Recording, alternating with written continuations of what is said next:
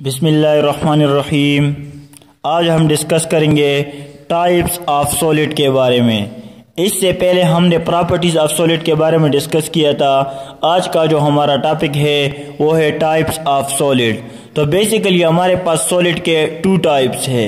एक है हमारे पास एमार्फस सॉलिड और दूसरा हमारे पास है क्रिस्टलाइन सॉलिड। अब एमार्फस सॉलिड क्या होता है और क्रिस्टलाइन सॉलिड क्या होता है, इस पे आज हम बात करेंगे। एमार्फस सॉलिड, सबसे पहले हम एमार्फस सॉलिड को डिस्कस करते हैं। तो एमार्फस का बेसिकली मतलब है शेपलेस। तो अब एमार्फस सॉलिड का मतलब क्या हो गया, ऐसे सॉलिड जो हमारे पास शेपलेस होते हैं, जिसका हमारे पास कोई भी शेप नहीं होता। तो अब शेप न होने का मतलब क्या होता है, ऐसे सॉलिड जिसमें हमारे पास जो पार्टिकल्स होते हैं, पार्टिकल्स का मतलब है एटम्स, आयन या मॉलिक्यूल, वो एक रेगुलर पैटर्न में अरेंज नहीं होते। तो ऐसे सॉलिड को हम कहते हैं एमार्फस सॉलिड। रेगुलर पैटर्न का मतलब क्या होता है कि फॉर एग्जांपल ये हमारे पास एक सॉलिड है और इसमें जो पार्टिकल है, एक पार्टिकल यहाँ पर है, दूसरा पार्टिकल यहाँ पर है, तीसरा पार्टिकल यहाँ पर है, मीन्स कि हमारे पास एक स्पेसिफिक अरेंजमेंट ना हो। तो ऐसे सॉलिड को हम कहते हैं एमार्फस सॉलिड। एमार्फस सॉलिड का डिफिनीशन हमने यहाँ पर लिखी है कि amorphous mean shapeless solid in which the particle are not regularly arrange or in which the particle means atoms, ions या molecules are not properly arranged in three-dimensional are called amorphous solid। ऐसे solid जिसमें हमारे पास जो atoms होते हैं या ions होते हैं या मॉलिक्यूल होते हैं, वो थ्री डायमेंशनली अरेंज नहीं होते। तो ऐसे सॉलिड को हम कहते हैं एमार्फस सॉलिड्स। मीन के जो हमारे पास शेपलेस होते हैं, इस सॉलिड को हम कहते हैं एमार्फस सॉलिड। अब एमार्फस सॉलिड की जो हमारे पास मेल्टिंग पॉइंट होती है और बॉइलिंग पॉइंट होती है, वो शार्प नहीं होती। अब इसका रीजन क्या है, रीजन ये है कि हमारे पास जो एमार्फस सॉलिड है, इसमें रेगुलर अरेंजमेंट नहीं होती। जब रेगुलर अरेंजमेंट नहीं होती तो इसका शेप हमारे पास डिस्ट्रॉय हो जाता है, खराब हो जाता है। तो इसकी वजह से जो हमारे पास एमार्फस सॉलिड होती है, इसका मेल्टिंग पॉइंट और बॉइलिंग पॉइंट वो शार्प नहीं होती।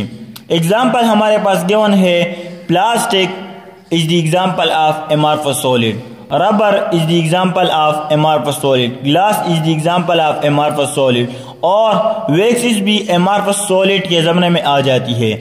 अब जब हम इसको हीट देते हैं प्लास्टिक को, तो इसकी हमारे पास जो बॉइलिंग पॉइंट होती है वो इतनी ज़्यादा नहीं होती। इसी तरह हमारे पास वैक्सीज है, इसकी बॉइलिंग पॉइंट भी इतनी ज़्यादा नहीं होती। क्यों? क्योंकि इसमें जो पार्टिकल हमारे पास अरेंज होते हैं, इसकी रेगुलर अरेंजमेंट नहीं होती, जिसकी वजह से इसका मेल्टिंग पॉइंट और बॉइलिंग पॉइंट हमारे पास शार्प नहीं होती। दूसरा हमारे पास है क्रिस्टलाइन सॉलिड। तो क्रिस्टलाइन सॉलिड कौन से सॉलिड होते हैं, सबसे पहले हम डिस्कस करते हैं क्रिस्टल को, कि क्रिस्टल हमारे पास क्या चीज होती है। तो क्रिस्टल हमारे पास वो स्ट्रक्चर होता है जिसमें पार्टिकल का मतलब क्या है, एटम्स, आयन या मॉलिक्यूल, वो एक रेगुलर पैटर्न में अरेंज होते हैं, मीन्स के थ्री डायमेंशनली अरेंज होते हैं। तो ऐसे स्ट्रक्चर को हम कहते हैं कि क्रिस्टलाइन स्ट्रक्चर। ऐसे स्ट्रक्चर को हम क्या कहते हैं, क्रिस्टलाइन स्ट्रक्चर। अब क्रिस्टलाइन सॉलिड क्या होते हैं, वो सॉलिड जिसमें हमारे पास जो पार्टिकल्स होते हैं, आयंस होते हैं, एटम्स होते हैं या मॉलिक्यूल होते हैं, वो एक रेगुलर पैटर्न में अरेंज होते हैं। तो ऐसे सॉलिड को हम कहते हैं क्रिस्टलाइन सॉलिड। रेगुलर पैटर्न का मतलब क्या होता है, फॉर एग्जांपल हमारे पास यहाँ पर सोडियम क्लोराइड गिवन है। इसका एग्जांपल हमारे पास सोडियम क्लोराइड गिवन है। तो सोडियम पर हमेशा हमारे पास पॉजिटिव चार्ज आता है और क्लोरीन पर हमारे पास नेगेटिव चार्ज आता है। तो अगर हमारे पास यहाँ पर सोडियम पॉजिटिव आता है तो इसके सामने क्लोरीन नेगेटिव आएगा। इस तरह अगर हमारे पास यहाँ पर क्लोरीन नेगेटिव आता है तो यहाँ पर हमारे पास सोडियम पॉजिटिव आएगा। यहाँ पर हमारे पास सोडियम पॉजिटिव, यहाँ पर क्लोरीन नेगेटिव। तो यहाँ पर हमारे पास एक रेगुलर अरेंजमेंट है।